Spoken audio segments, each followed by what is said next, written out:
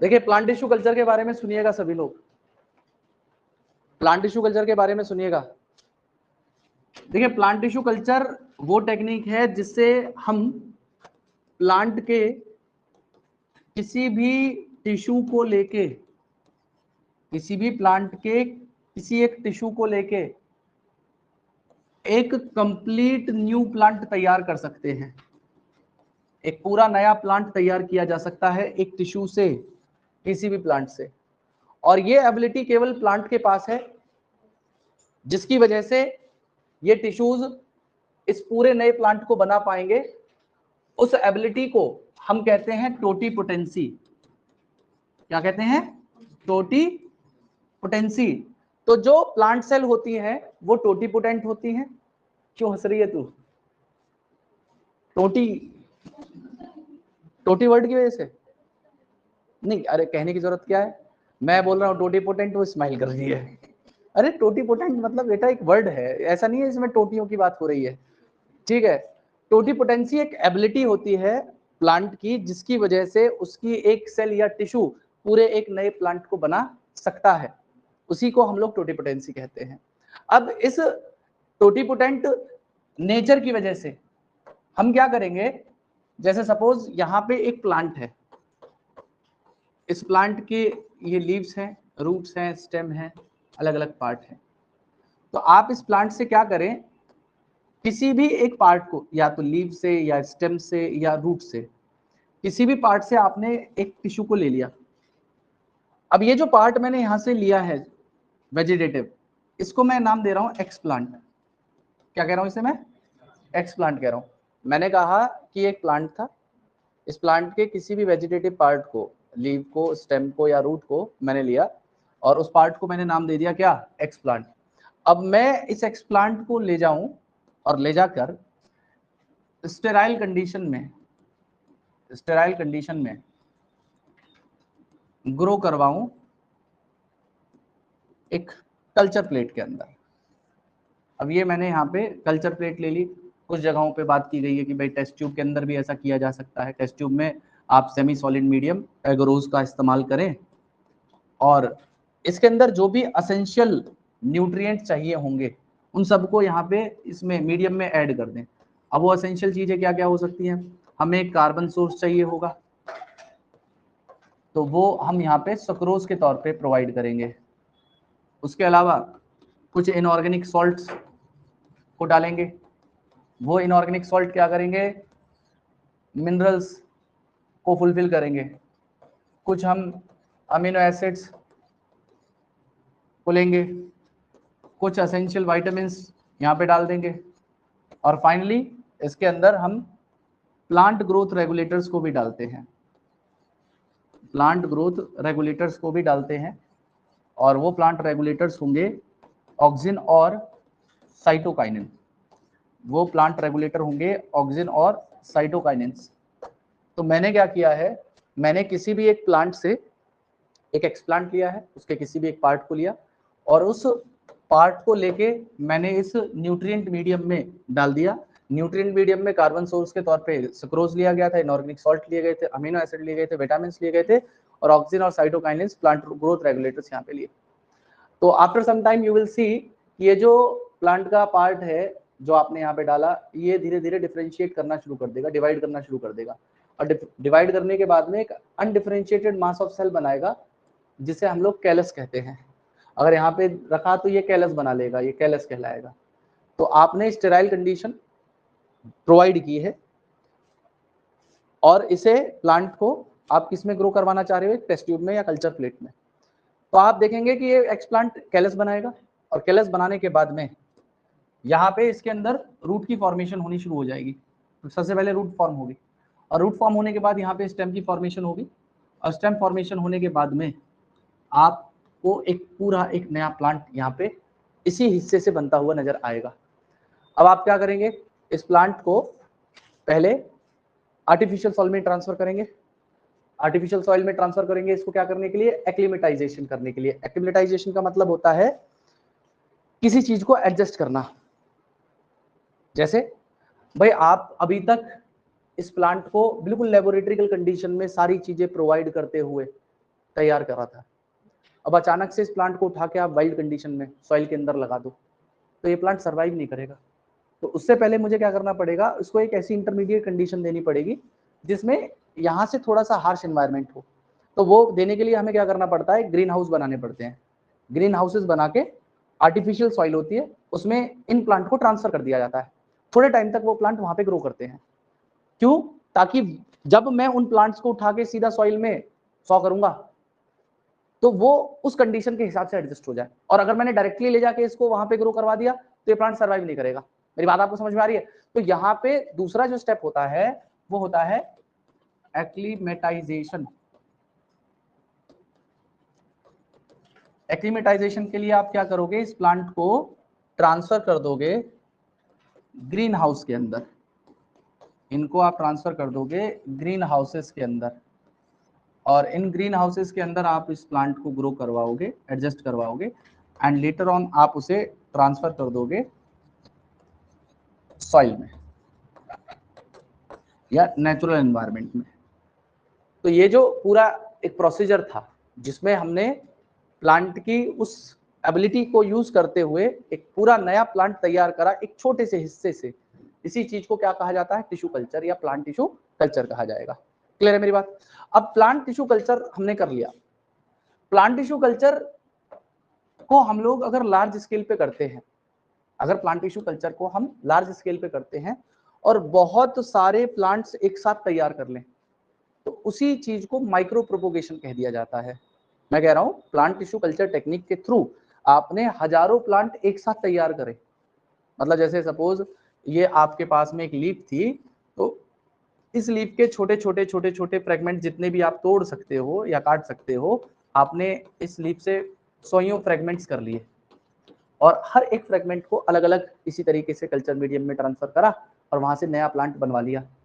तो आपने क्या किया, एक साथ हजारों प्लांट्स तैयार किए प्लांट टिश्यू कल्चर टेक्निक की मदद से।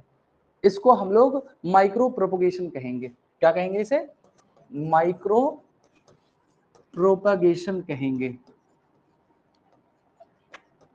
और माइक्रो प्रोपोगेशन से जो प्लांट तैयार होंगे हजारों की संख्या में, वो सारे के सारे प्लांट्स सिमिलर होते हैं टू द पेरेंट प्लांट। मतलब जिस प्लांट से उनका एक्स प्लांट को लेके इन्हें तैयार किया गया था, तो ऐसे प्लांट्स जो अपने पेरेंट प्लांट से बिल्कुल सिमिलर होते हो जेनेटिकली, उनके लिए टर्म यूज किया गया है सोमेक्लोन्स। उन्हें हम लोग नाम देंगे क्या? सोमेक्लोन। क्लियर है मेरी बात सभी को? तो प्लांट टिश्यू कल्चर समझ में आ गया, प्लांट टिश्यू कल्चर के अंदर क्या किया जाता है वो समझ में आ गया, माइक्रो प्रोपगेशन क्या होता है वो समझ में आ गया। माइक्रो प्रोपगेशन के थ्रू जो प्लांट्स बनते हैं उन्हें हम लोगों ने क्या नाम दे दिया? सोमेक्लोन्स नाम दे दिया। क्लियर है मेरी बात सभी को? अब हम क्या कर सकते हैं, माइक्रो प्रोपगेशन से हम लोगों ने सोमेक्लोन तैयार कर लिए हैं। अब इसी के अंदर एक टेक्निक है जिसको डिस्कस किया गया है, जिसका नाम है मेरिस्टम कल्चर। जिसका नाम है मेरिस्टम कल्चर। ये जो मेरिस्टम कल्चर करते हैं बेटा हम, ये मेरिस्टम कल्चर हम करते हैं वायरस फ्री प्लांट के लिए। इन मेरिस्टम कल्चर को किया जाता है वायरस फ्री प्लांट्स को बनाने के लिए। अब इसमें क्या किया जाएगा, तो मेरिस्टेमेटिक टिश्यूज आपने जानते होंगे किसी प्लांट के दो हिस्सों में जनरली होते हैं। एक तो सबसे ऊपर जो एपिकल बड होते हैं, और यहाँ पे जो लीव्स होती है, लीव्स के एक्सिल में एक्सिलरी बड होते हैं। तो ये एपिकल बड हो गया, ये एक्सिलरी बड हो गया। तो सपोज करो ये प्लांट था, इस प्लांट को किसी वायरस ने इन्फेक्ट किया है। अब ये पूरा का पूरा प्लांट वायरस इन्फेक्टेड है। तो वायरस बेशक किसी भी हिस्से को इन्फेक्ट करे, लीव को इन्फेक्ट कर सकता है, स्टेम को इन्फेक्ट कर सकता है, रूट को इन्फेक्ट कर सकता है, लेकिन कभी भी इन मेरिस्टेमेटिक पार्ट को इन्फेक्ट नहीं कर पाएगा। मतलब जो मेरिस्टेमेटिक पार्ट होते हैं वो एक्टिवली डिवाइडिंग जोन है या एक्टिवली डिवाइडिंग रीजन है, और जो भी रीजन एक्टिवली डिवाइड कर रहा होगा वहां पे कोई भी पैथोजन सर्वाइव नहीं कर सकता। तो अब एक बात बताइए आप, मैंने बताया कि ये जो मेरिस्टम थे इनके ऊपर वायरसेस का कोई असर नहीं हुआ, और वो मेरिस्टम कौन सा ले लिया मैंने, या तो एपिकल या एक्सिलरी, एपिकल या एक्सिलरी। अब इन मेरिस्टम को लिया मैंने, इनमें से कोई भी मेरिस्टम ले लिया मैंने। अब इसको कोई वायरस इन्फेक्ट नहीं कर पाएगा। अब मैंने इसको लेके फिर से टिश्यू कल्चर किया और टिश्यू कल्चर करने के बाद में यहाँ पे एक पूरा का पूरा नया प्लांट हमने तैयार करवा लिया। तो ये जो पूरा का पूरा प्लांट बना है, ये किससे बना है? इस मेरिस्टेमेटिक टिश्यू से बना है। तो जब मेरिस्टेमेटिक टिश्यू को वायरस इन्फेक्ट नहीं कर सकते तो उस प्लांट को भी इन्फेक्ट नहीं कर पाएंगे, क्योंकि ये पूरा का पूरा किससे बना है? मेरिस्टेमेटिक टिश्यू से डिवाइड होकर बना है। तो ये जो प्लांट तैयार करा हमने, कैसा तैयार कर लिया? ये वायरस फ्री प्लांट है। ये क्या है? एक वायरस फ्री प्लांट है। तो वायरस फ्री प्लांट को हम लोगों ने मेरिस्टम कल्चर करके कर लिया। बहुत सारी कमर्शियल वेराइटीज हैं, टोमेटो है, बनाना है, उन सबको हम लोगों ने माइक्रो प्रोपोगेशन करके पहले वाली टेक्निक से उनको प्रोपोगेट करके देख लिया है, और वो जिस तरीके से नेचुरल प्लांट ग्रो करता है ऐसे वो भी ग्रो कर रहे हैं। और सिमिलरली मेरिस्टम कल्चर के थ्रू भी हमने शुगर केन को और बनाना को और अदर एप्पल जैसे प्लांट्स को क्या करवाया है? मेरिस्टम कल्चर करके वायरस फ्री बनाने की कोशिश की है। क्लियर है मेरी बात? तो एक ये वाला पार्ट यहाँ पे दिया गया है, पहला प्लांट टिश्यू कल्चर। अब प्लांट टिश्यू कल्चर के लिए कैसे किया जाएगा, तो एक बार आपको मैं डायग्राम दिखा देता हूँ। प्लांट टिश्यू कल्चर का प्लांट था, इस प्लांट की लीफ को लिया और उसके छोटे छोटे एक्सप्लांट बनाए, पार्ट्स किए, और उन एक्सप्लांट को हम लोगों ने क्या किया? इस कल्चर के अंदर डाल दिया। कल्चर में डालने के बाद में वो डिफ्रेंशिएट किया, कैलस बनाया उसने, फिर उससे धीरे धीरे रूट की फॉर्मेशन स्टार्ट हो गई। रूट की फॉर्मेशन होने के बाद में हमने क्या किया है? उसके अंदर देखा कि थोड़े टाइम बाद शूट इंडक्शन, शूट की फॉर्मेशन हुई। अब शूट की फॉर्मेशन होने के बाद में हमने उसको क्या किया? एक्लीमेटाइजेशन, मतलब ये देखो ग्रीन हाउस जैसा बनाया हुआ है और आर्टिफिशियल सॉइल में ट्रांसफर कर दिया है। थोड़े टाइम ये प्लांट वहाँ पे रहेगा, उसके बाद हम क्या करेंगे? इस प्लांट को ट्रांसफर कर देंगे किसके अंदर? एक नेचुरल पॉट के अंदर ट्रांसफर कर दीजिए या सॉइल के अंदर ट्रांसफर कर दीजिए। तो ये टिश्यू कल्चरिंग टेक्निक थी, और ये तो एक ऐसे दिखाया हुआ था। नेचुरली कैसे किया जाता है, तो देखो ये रियल टिश्यू कल्चर का उन्होंने दिखाया हुआ है। इस प्लांट को कैसे टेस्ट ट्यूब के अंदर ग्रो किया हुआ है, और ये जो पूरा प्लांट बनाया ना बेटा, ये उसी कैलस से बनाया या एक्सप्लांट से बनाया, जिसकी रूट्स और स्टेम आप देख पा रहे होंगे। तो इस तरीके से ये पूरा प्रोसीजर जो है किया जाता है। लेकिन ये सब करने के लिए एक बात याद रखिएगा, शुरुआत में हमें क्या करना पड़ेगा? बिल्कुल स्टेराइल एनवायरनमेंट देना पड़ेगा। स्टेराइल एनवायरनमेंट का मतलब है बेटा कि बिल्कुल कंडीशंस वहां पे कंटामिनेशन फ्री होनी चाहिए, नहीं तो आप टिश्यू कल्चर नहीं कर पाओगे। अब कंटामिनेशन फ्री एनवायरनमेंट मैंने, आप याद करिए, बायोटेक्नोलॉजी जब शुरू करी थी तो वहां पे प्रिंसिपल्स की बात की थी, और प्रिंसिपल्स में हाँ बायो प्रोसेस इंजीनियरिंग बताया था। तो वही बायो प्रोसेस इंजीनियरिंग का हमें यहाँ पे भी ध्यान रखना पड़ेगा। ये देखिए इन्होंने कुछ स्टेजेस दिखा रखी है। ये पहले कल्चर तैयार किया है, इसके अंदर उन सारी चीज़ों को ऐड कर दिया। क्या क्या ऐड करना था? सक्रोज ऐड करना था कार्बन सोर्स के तौर पे, उसके अलावा अमीनो एसिड, इनऑर्गेनिक सॉल्ट्स और वाइटामिन, ये सारी चीज़ें हमने यहाँ पे ऐड कर दी। ऐड करने के बाद में देखिए बहुत छोटा सा एक्सप्लांट यहाँ पे रखा है।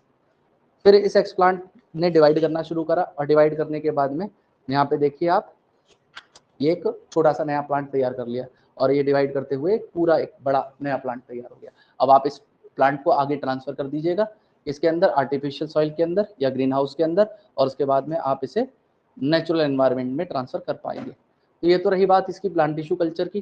प्लांट टिश्यू कल्चर हमने कैसे किया और किस एबिलिटी की वजह से हम टिश्यू कल्चर कर पाते हैं।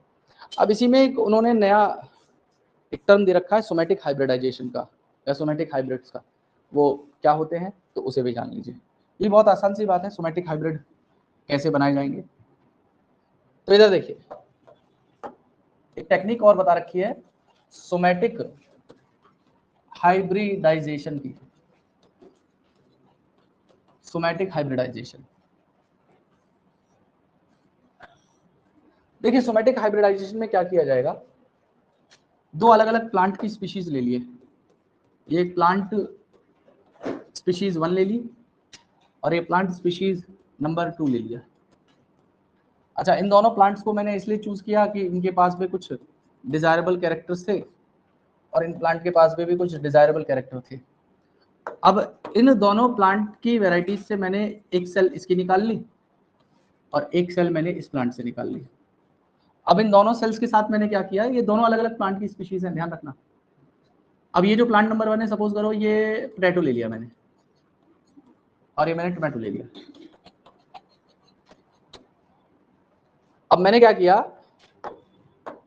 इन दोनों सेल्स की सेल वॉल को रिमूव कर दिया, इनकी दोनों की सेल वॉल को मैंने क्या कर दिया, रिमूव कर दिया बाय एंजाइम डाइजेशन। ठीक है, एंजाइम्स की मदद से या एंजाइम से इनकी सेल वॉल को डाइजेस्ट करवा दिया। और डाइजेस्ट करवाने के बाद में इनके जो अंदर बचा वो इनका प्रोटोप्लास्ट बचा, जो इनका बचा वो प्रोटोप्लास्ट बचा। हालांकि प्रोटोप्लास्ट उसे कहते हैं जब किसी भी सेल से हम उसकी प्लाज्मा मेम्ब्रेन को हटा देते हैं और उसकी सेल वॉल को हटा देते हैं तो उसके बाद में प्रोटोप्लास्ट बचता है। याद होगा आपको जब मैंने 11th में कभी सेल पढ़ाई थी। और प्रोटोप्लाज्म से अगर आप न्यूक्लियस को हटा देंगे तो साइटोप्लाज्म बचता है। साइटोप्लाज्म से जब आप सेल ऑर्गेनेल्स को हटा देते हो तो क्या बचेगा, साइटोसोल। तो मैंने क्या किया है, जैसे ही एक सेल थी और इसके चारों तरफ सेल वॉल थी तो मैंने इसकी सेल वॉल को हटा दिया है और इसकी प्लाज्मा मेम्ब्रेन को हटा दिया है। अंदर न्यूक्लियस और जितने भी सेल ऑर्गेनेल्स हो सकते थे और इसका जो जेल मैट्रिक्स था साइटोप्लाज्म उसको इंटैक्ट रहने दिया है। क्लियर है मेरी बात आप?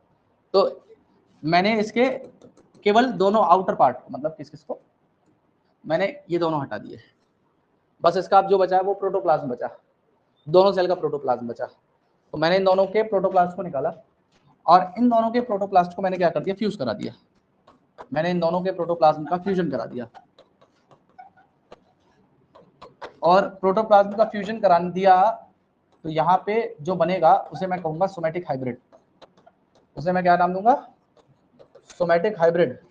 और पोटैटो और टोमेटो के सोमैटिक हाइब्रिड को नाम दिया गया था पोमैटो। क्या नाम दिया गया था, पोमैटो। इसके पास में पोटैटो और टोमेटो की दोनों की कैरेक्टरिस्टिक थी, लेकिन बाद में इसे उगाया गया नहीं क्योंकि इसकी कोई कमर्शियल यूटिलाइजेशन नहीं थी।